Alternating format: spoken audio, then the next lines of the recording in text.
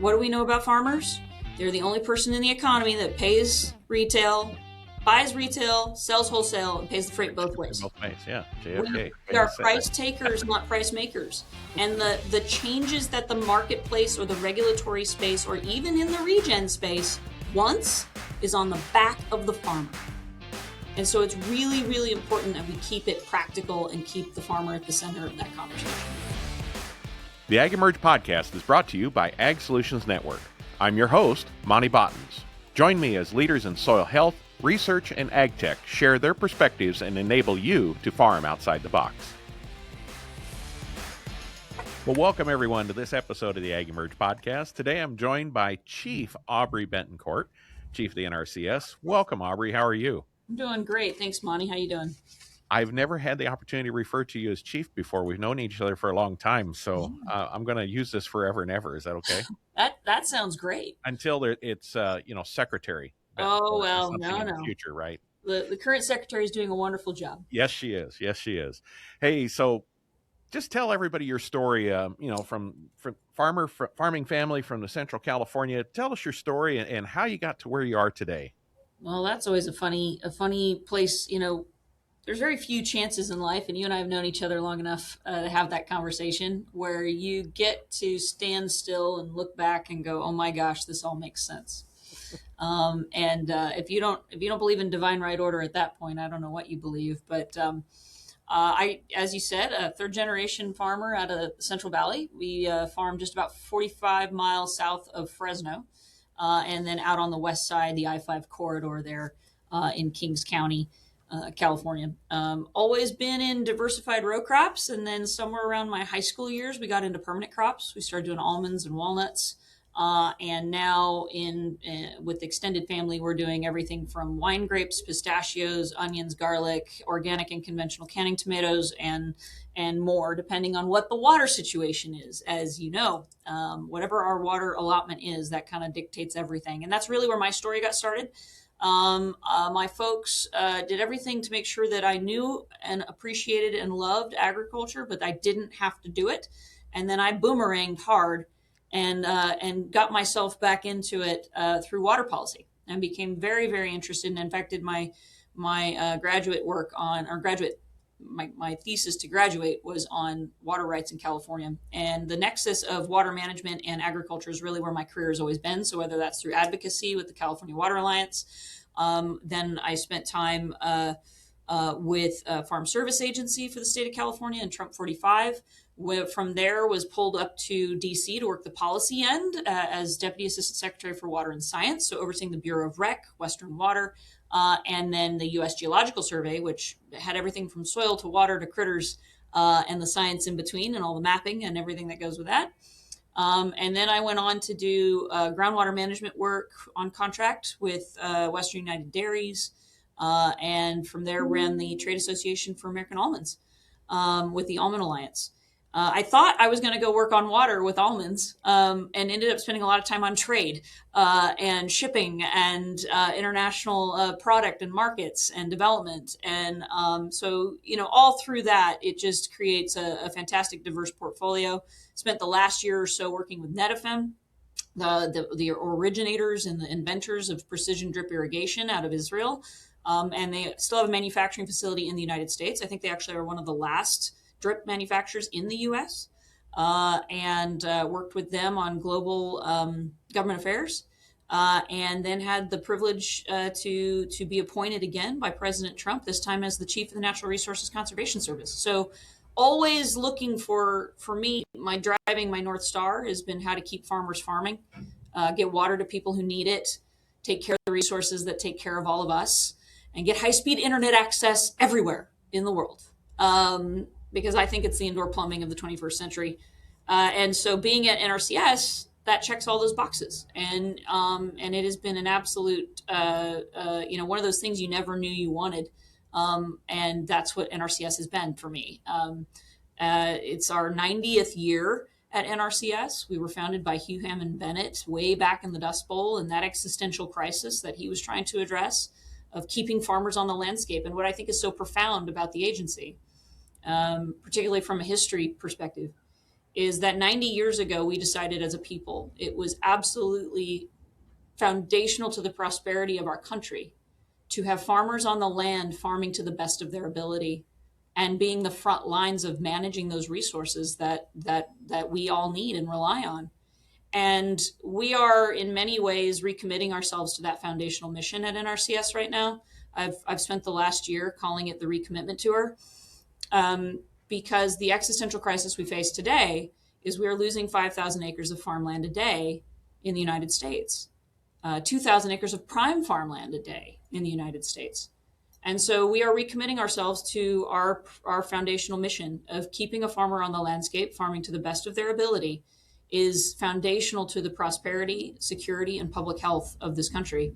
And I have been so privileged to have a leadership team from Secretary Rollins all the way up to the White House supportive of that, and set me on this mission. So it's been a lot of fun. Well, I have to add a little bit to your story just for fun. Don't forget all the enterprises you had going on there with the family crops and systems. You also have the world famous Bettencourt Family Farms pumpkin patch. That's true. Yeah, That's true. You forgot to mention that. It's a Valley favorite, right? It is. And I think that's a great thing. You understand the agritourism part and what the consumers want. You and your family, and I think that's a unique perspective too. Yeah, that's definitely. You're kind of the first person to ever bring it up, but it's true. We've always talked about many times of what does it take for a modern farm to survive. Being a California farmer, we kind of get the cutting edge of trend, both good, bad, and ugly. From either a consumer trend or regulatory trend or you name the trend, we usually get it first. And years and years and years ago, we talked a lot about to survive as what we would call a small family farm for California. In scale, we would be considered small. That we knew we would need to, probably sell out a little bit, sell in, meaning, have some security through a brand or a CPG or a processing order that we would have some financial security from them.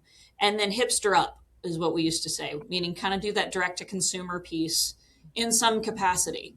And so pumpkins started off as a hobby that got out of hand, and now we're up to 10 acres, and we set up an overnight commercial industry. We have certain varieties that we do well that has been a niche for us, and it's actually just become fun. But became an outlet for us to have that educational piece that we've always been involved in. My family's been very involved in agricultural education. Through a number of foundations and outreach programs in the state, but it's allowed us, through kind of the combo of those three things, where we've had to learn scale. Particularly, again, water really dictates our scale for us, and then having that security of a contract that we can grow for is helpful, and then having that little niche market is something that, if nothing else, it reminds us to keep having a heart for this business in the tough times.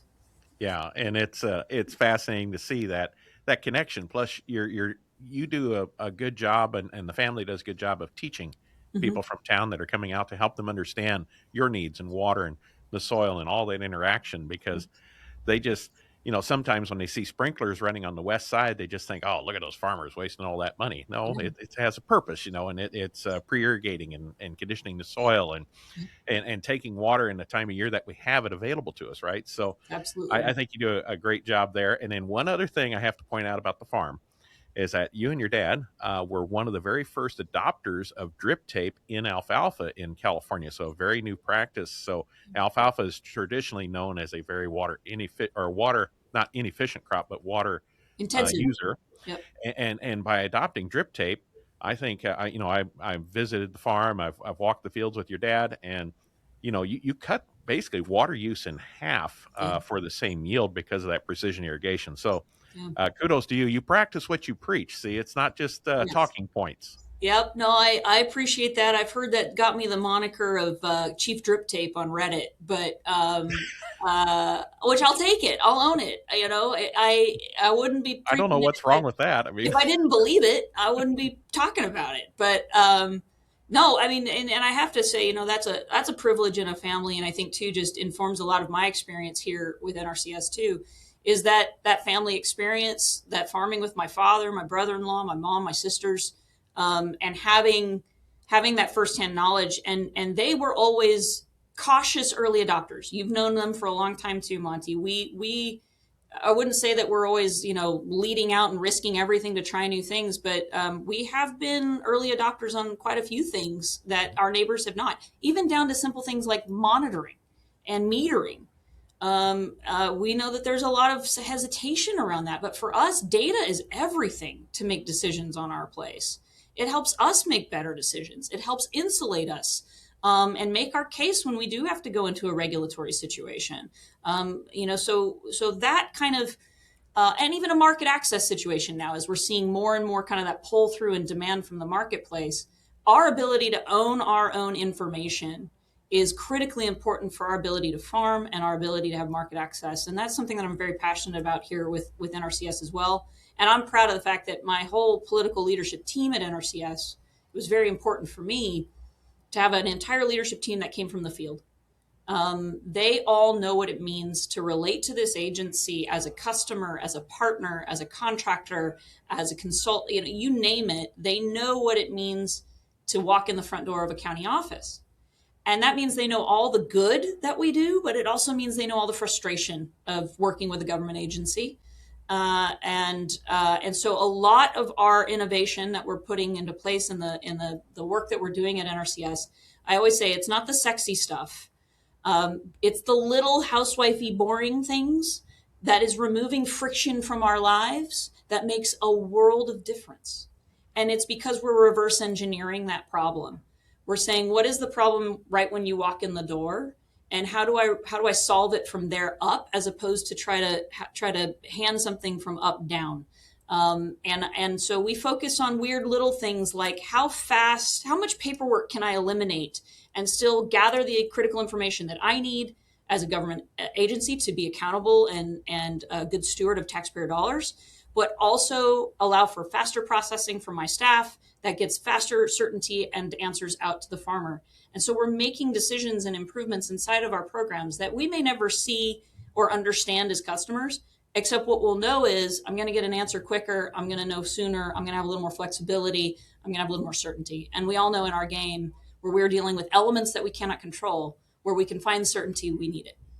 Well, I certainly like the fact that all of your directors, like you said, have field experience and have walked through the door and such. But you do realize there's one problem with that. Come April, it could get a little quiet around there while everybody's going back to farm, for a few weeks. But no, there's great people. I know I'm friends with some of the other folks that are on your team there, and it's really refreshing to see that we've got, instead of bureaucrats being shoved, as the saying goes, changing the chairs on the Titanic. We've got fresh blood that has real world experience, and anything we can do to make the lives simpler for the people that we get to interact with at the county level is bound to make them happier too. So this is a plus, and it makes it easier for them to understand, because sometimes as a farmer doing more advanced soil health type techniques myself, Sure. I walk in, they're like, uh-oh, what's he going to ask me that I don't know about, or how hard it is to get done?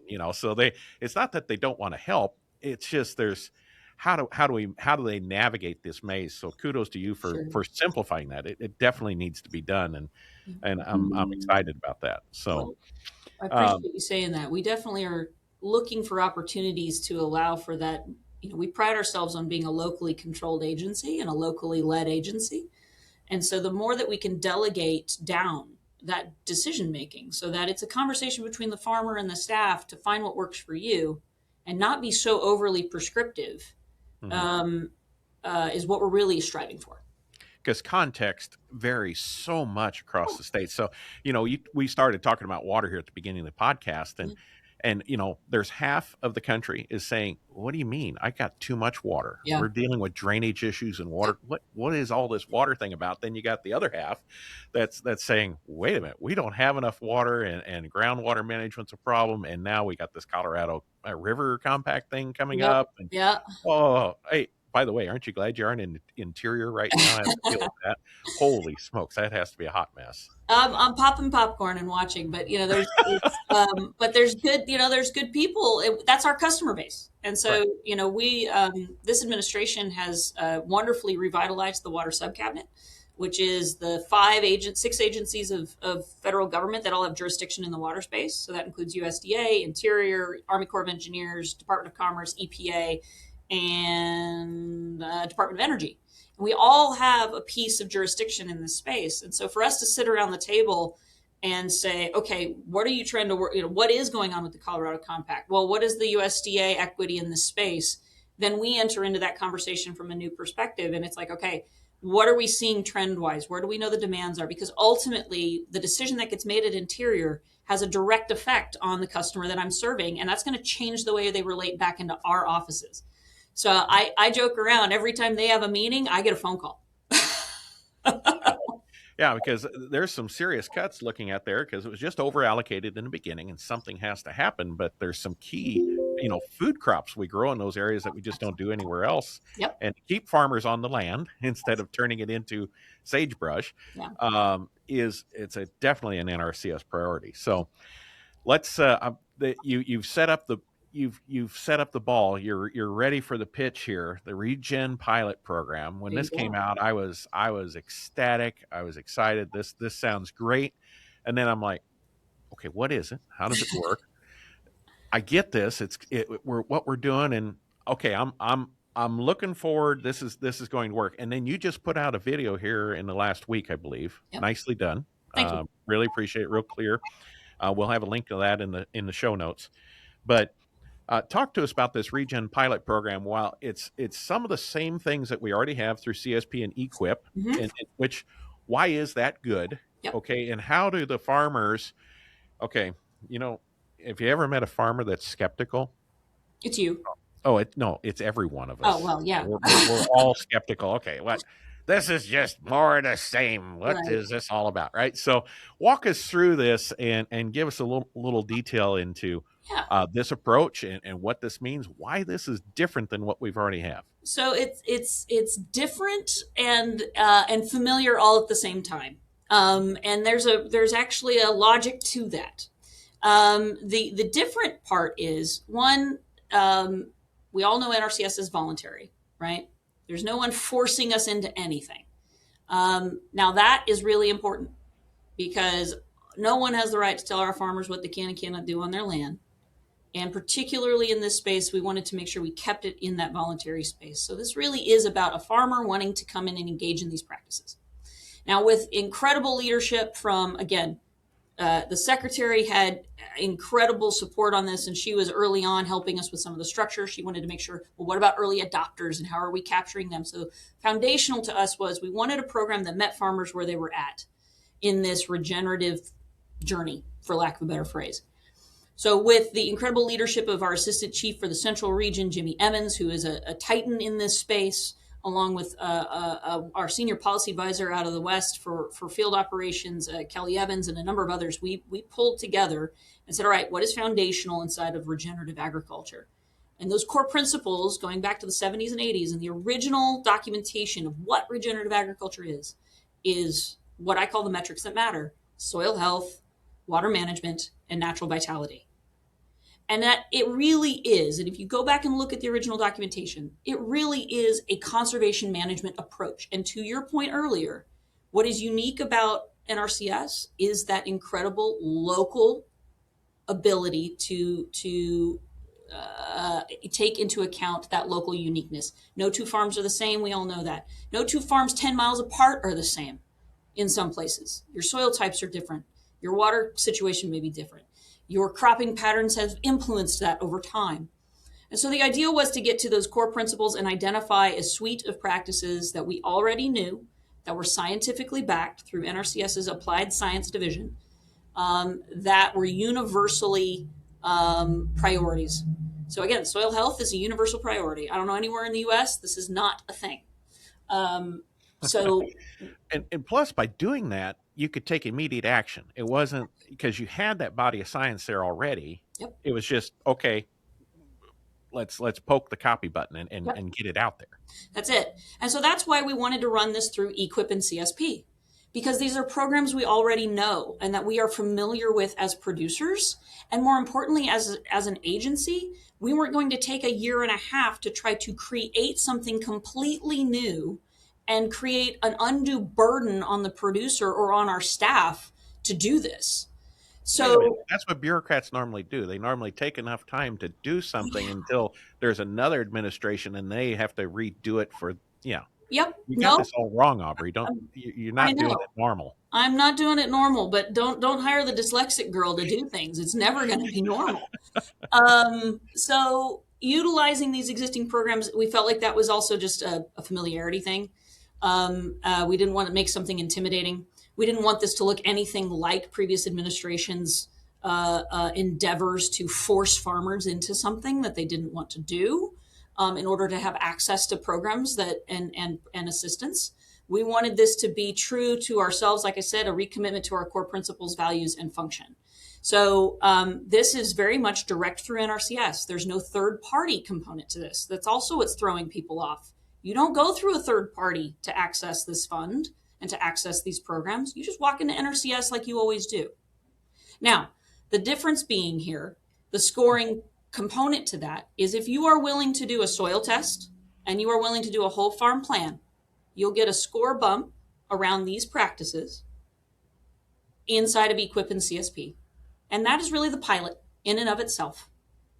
With that, the reason we structured it in that way was a couple things. One is we know, back to what we were talking about a little bit ago, the data is everything. The data is everything for the farmer to make decisions, and the data is everything for us to prove that the value and that the for the farmer, that when they are taking these actions, that it has a measurable outcome in more than dollars and acres. It has an actual benefit for hitting a specific target around improved soil health, improved water quality, improved habitat development. So we wanted to have the ability to then codify that for the farmer and give it back to them, which is also why, who knew, NRCS can do outcomes reports. Now, they've been previously used in very slim circumstances around carbon sequestration, and we can still provide that. But to us, carbon sequestration, as we all know, is the result of good soil health. So we want to go back to those metrics that matter. And a producer, so again, meeting the producer where they're at. Let's say you're a producer who's been involved in some of these practices already. You can go in and just ask for your outcomes report and say, hey, what from when I started to today has been the improvement? Let's measure that across a number of metrics, and you can work on that with our staff. And with that, you can say, well, now I'm thinking about doing these other practices. What will that do? And what would the projection of benefit be? And so the farmer now has the ability to work with our staff in a way to start thinking a little more holistically around multiple resource concerns on their farm. And that's also another thing that we're piloting in this, which is the opportunity to apply to address multiple resource concerns on a singular application. That is a massive time saver for all of us and a huge benefit, I think, from us as a producer standpoint to say, I want to do more things at one time, and I don't have time to get ranked and re-ranked a bajillion times. So you get ranked once, and then you get to choose your own adventure if you want to stay in the EQIP path, or you want to go ahead and make the leap to CSP. And then the whole idea of a 5-year contract is really the idea that we know this is an investment for us as farmers. When we change a cultural practice, there's a risk in that from a resource management perspective, but also a financial perspective. Until these practices start to integrate and we start seeing some of these benefits a little bit more, that allow us to take that to the marketplace. And so we want to have the opportunity to stay with the farmer as best we can as they make this transition. Again, we're a cost share agency. We're not a handout agency. So this was our way of saying we'll be committed with you as you make this journey, and we're going to stick with you through it and provide that assistance through that time. Let's take a quick break and hear from our national sales manager at ASN, Zach Neppel. The AgEmerge podcast is brought to you by Ag Solutions Network. At ASN, we support farmers with top quality crop nutrition products and soil health practices. Our Power to Grow system delivers tailored nutrition to boost plant health and improve soil function, ensuring higher yields and sustainable growth. From seed to harvest, trust ASN to feed your crops and your bottom line. Let's farm better together. Visit agsolutionsnetwork.com to learn more.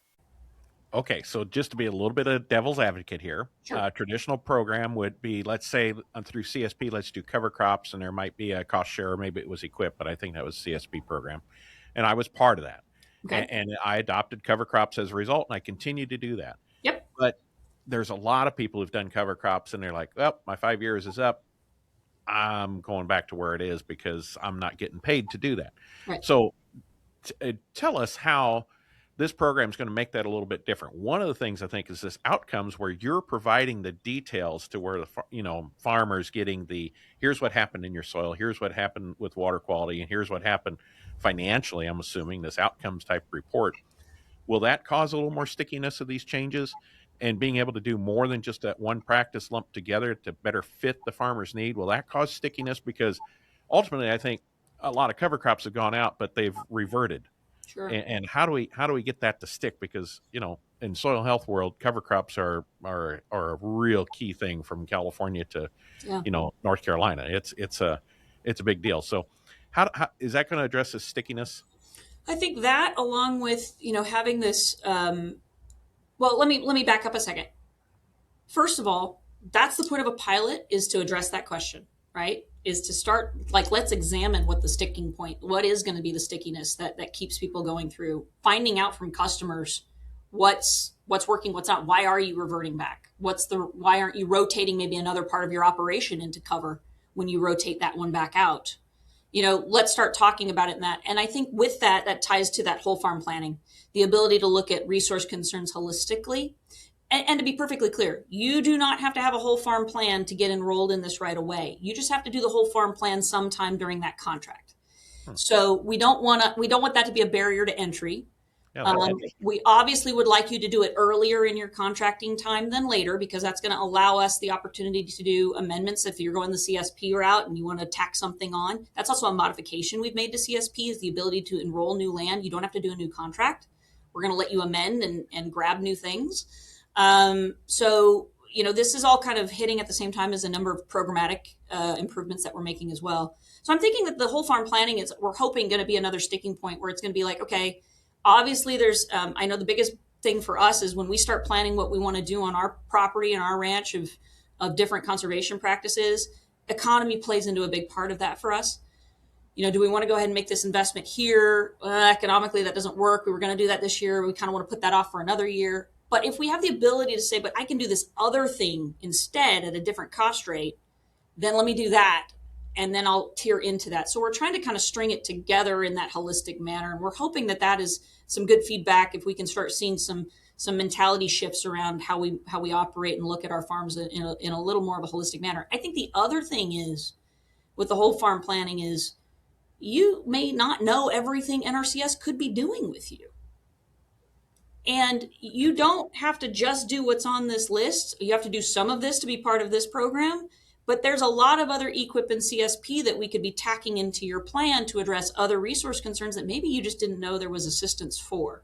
And so we're hoping to see this as an outreach program in that regard, almost like a sales pitch of, did you know what all we could bring for you and help you do on your place? I think the other thing to this, and I think you'll find this interesting, Monty, is we're really working on trying to grab, and this is where the partnership with Secretary Bobby Kennedy comes in, is grab the marketplace pull through on this. That outcomes report, we are shopping that and talking about that with CPGs, with retail outlets, with others, to say, listen, you've been saying you have these goals and you want farmers to do these things for you. But when you don't offer a market incentive for them that they can access, they're coming into our door at NRCS. Mm-hmm. So thanks to Congressman G.T. Thompson, the author of the Sustains Act, NRCS now has the ability to solicit matching private funds to NRCS dollars for specific practices. So we are looking at bringing into some alignment here and muscling a little harder with the marketplace to say, listen, NRCS is a scientifically backed agency of the federal government. If a farmer is engaged in this practice to our standards and is successful, then they meet a set of criteria. And this is what we determine it to be. And it is stamped, backed by the U.S. government and the U.S. government's dollar. Mm-hmm. kind of get an alignment here on that has value. And now we can measure that value and give it back to the farmer. And I think that's great to bring some clarity to that, because when I look at my farm here in Illinois, I'm currently working with Precision Conservation Management, which is funded primarily by PepsiCo.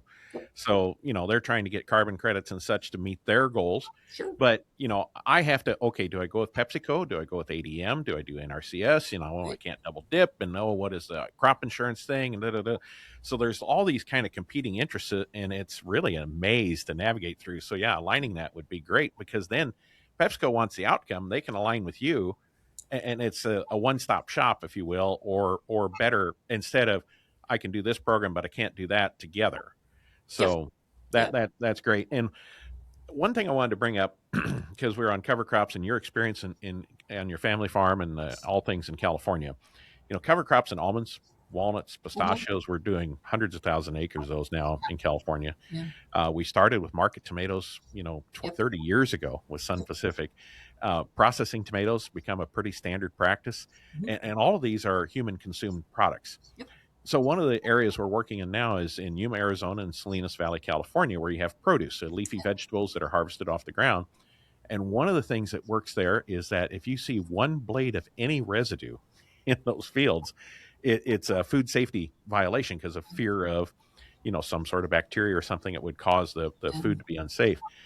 That's at odds with what we're trying to accomplish with minimizing soil disturbance and maximizing water infiltration, all those benefits we can get from tillage and cover crops and such. How can we create the research needed, or more, here you have an FDA related issue and a USDA related issue and those kind of things. Moms want, and Americans want, healthy food from healthy soil. And when we have this very sterile environment that we're growing produce from, we're not getting that. How do we help the research needed that, hey, soil residues don't contain E. coli, and validate that to where we could get to more healthy produce down the road? Yeah, so I think there's something to that. This is a conversation I've not had yet, so this is fun. It's what I want to tackle in the rest of my career, is getting healthy produce. Yeah, let's have a little conversation about it. We do a lot of research, as you know, in agriculture. I feel like we are the most researched thing on earth, for lots of different reasons. What I would say is if this is a comfort level, and I haven't had any conversations with FDA, but if this is about a comfort level with certain practices, or an adjustment to a practice to meet that comfort level, whatever the target is, my thing of it would be this, if I had any advice on that, is we research so much, and we research the research, and then we research it again. And there's an element to that that's very good. We have a requirement of that at NRCS. We actually address our research on all of our practices every 5 years, which is important because we're that applied science side. I think if you're going to take a step back of what you're talking about, which is before the application side of it, I would just say, let's get really specific about what it is we're trying to address, because unfortunately, I think there's a niche industry in research for research's sake. Yeah, every research study always needs more research at the end. Right. Every one of them. And I mean, I talked to someone recently that was like, we're funding research to show that wetland restoration improves water quality. And I went, we already know that. I wish you didn't do that, because we already know that. Like, what are you doing? I don't need cover on that. I know that works. We all know that works. Yeah. So I think, if coming back to your point, in the leafy green space, and I don't want to ice out anybody in my leafy green space, because I love my leafy greens. And my aunt's from Salinas. My uncle was a produce broker. So that's a backyard for me.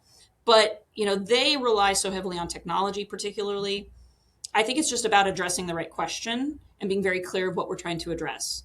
And then you bring in our applied science piece and go, okay, what is the practice that's going to address that to meet those standards and criteria? And how then does that look in application? Maybe we need to modify the application of a certain practice to meet a certain scenario. And that is what the uniqueness of NRCS is supposed to be.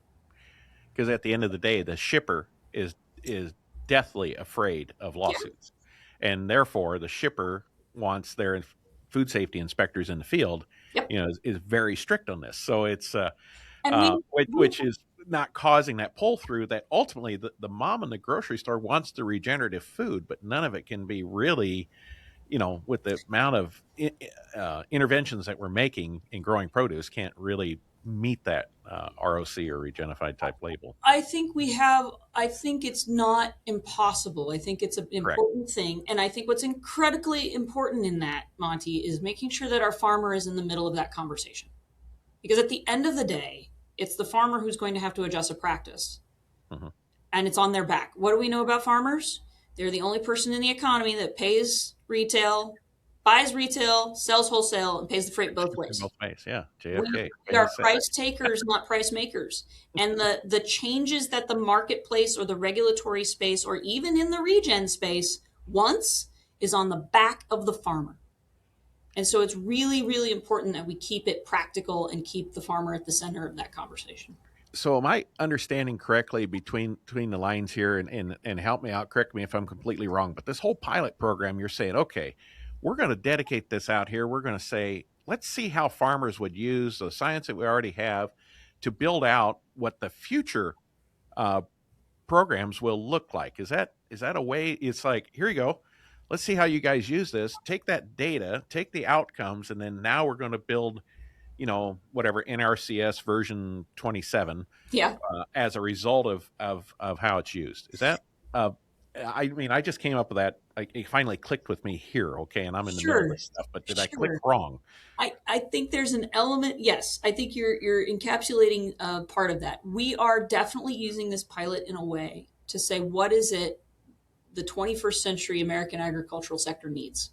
And how are we as an NRCS going to be appropriately set to accommodate for that? You mean to tell me a bureaucrat is doing test and reiterate like a startup does? Yes. Man, I need some aspirin. This is not working. So we're not in an alternate universe. I think we are. This is the president's America, the golden age, and this is Secretary Rollins' Farmer First initiative. So I think farmers, no matter farmers, no matter what brand you are, okay, we all farm and we all want the best for our land and those kind of things. And just look at it from the standpoint, here's an opportunity to utilize these things and take advantage of it for your family farm and your soil that has to last not just your lifetime, but has to last the lifetime of all of your descendants. So it's pretty cool. Okay. Now, you referred to a little bit earlier in the outcomes base. This is just another mind warp alternate universe thing. And I got to admit, I was extremely excited when Bobby Kennedy supported President Trump there in the Phoenix rally. And I've been on board ever since. This unique intersection of health and human services and USDA, these are two silos that, in my opinion, never talk to each other. And now they're an integral part of each other with Secretary Rollins and Secretary Kennedy. It's how unique is this? And doesn't it just really go to show that everyone can agree on healthy soil and healthy food? There's nothing political at all about that, is there? I mean, isn't this a unique moment in time that this is happening? Yeah, and you know what? I gotta give a shout out to Dr. Oz, was in the room with us too. Yes, and he is such a champion for rural America. Actually, where does that come from? Just out of curiosity, it's interesting. You know what? I couldn't tell you if I had to guess. You have to ask him. And I would say, I got to tell you, Secretary Rollins probably rubs off on all of them. And she has said over and over again, which I admire, and it ties into this question directly. She has been given a mandate by the president to insert the American farmer into every aspect of the government. When have we had that in our lifetime? I always knew you could tell an Aggie, but you can't tell them much. But this time, the Aggie's telling everyone, right? The Aggie's telling everyone. Now, that is something. I think it's underrated. Don't underestimate her ability to do that. And why that's so important? Because we're 6 generations removed from the land. Mm-hmm. The reason farm bills are not as sacrosanct as they used to be. They aren't every 5 years. Well, Congress no longer represents mostly rural Who America anymore. knows what they are? It's just a So, hot mess. and I don't want to dip too far into that, but I mean, I think it's a fact. It's just a statement of fact. And so to have a Secretary of Ag who's saying, no, I have been given a mandate by the president to be a representative of agriculture in rural America in every aspect that I can, is a huge momentum shift for us as rural Americans and as part of the agricultural sector. Now, part of that too, that I think is remarkable with this cabinet, I saw it in Trump 45 just personally when we worked with the water sub cabinet. That was revolutionary because those siloed entities that you're talking about met on a monthly basis, prioritized, had cross understanding of each other, and moved quickly. We made decisions, we moved priorities, we represented our sectors in each other's priorities at every turn. We accommodated for that, and we got things done. What has been amazing to see, and I don't know that I've ever seen this, in recent history, is that has now translated into Trump 47 at the cabinet level. They know each other, they call each other, they make things happen. This alignment is not for show.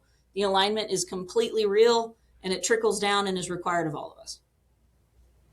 I think it's fascinating to see because, right now, that's aligning on like on the administration side, no doubt. But one of the things I really noticed because of our direct to consumer beef, chicken, pork business is that moms are more educated, more motivated than ever before to feed. I'm sorry if I don't mean to be sexist there, but the fact is 85% of food is purchased by women. So Yep. it's just the fact.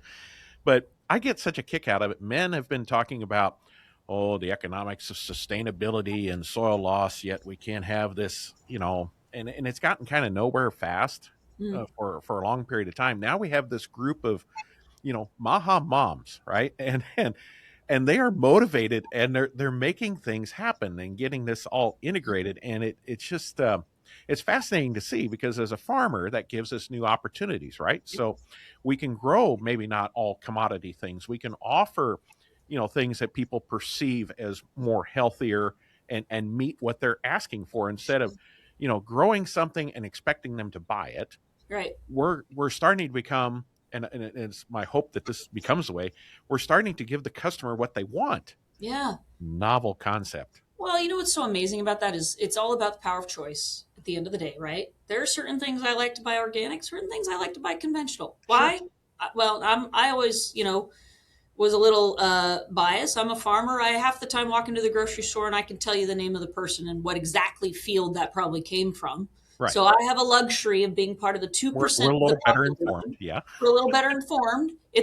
But isn't that nice? It's our community. Mm-hmm.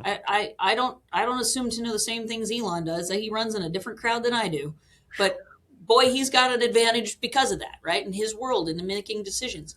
Uh-huh. So to your point, I think what's amazing is the power of the purse is what you're talking about, right?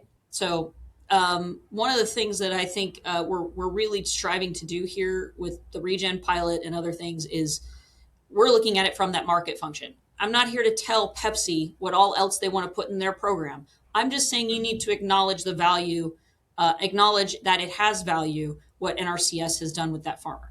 So I'm pushing us into that market space a little bit and allowing the market to do what it does. I do believe in the free market and that aspect of it. So when you're talking about from the consumer end, I think there's just a really amazing moment in time. To your point, the consumers are learning more. We were always, I think, afraid of that in agriculture in some ways, but we really do. We've always said we have a great story to tell. What I'm kind of, and you've heard me say this before, I'm kind of over storytelling. If I'm explaining, I'm dead. So I love being able to say, listen, I can tell you with confidence, no, this is what it is. This is what that practice means. This is the value it has. The farmer is who makes that happen. And what the consumer wants, only the farmer can do. And that is the moment that I think we're in. And that is what I'm so proud of right now and having a chance to talk about. And what's amazing is, to your point, Bobby Kennedy's saying that.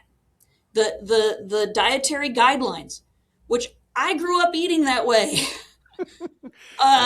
And being a beef cattle person myself, I really like the upper left-hand corner of that. Of course. Hey, and just below it, my little almonds right there, Yep, is that good healthy fat, my avocados, the leafy greens. Like man, my baby's first food was butter. How radical is it that we're going to the way things used to be when we didn't have problems. Yeah, you Yeah. know what? And how wonderful it is that we have alignment with a consumer that wants that too, And the farmer will grow it. and the If the farmer will farmer grow will it. grow what the person wants, Yep, absolutely. that's exactly it.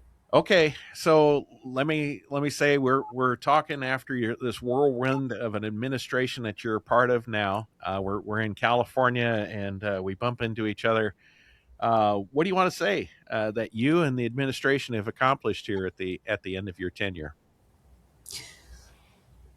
That we restored the agency to its original mission, that we empowered it to serve in the most efficient and consistent way.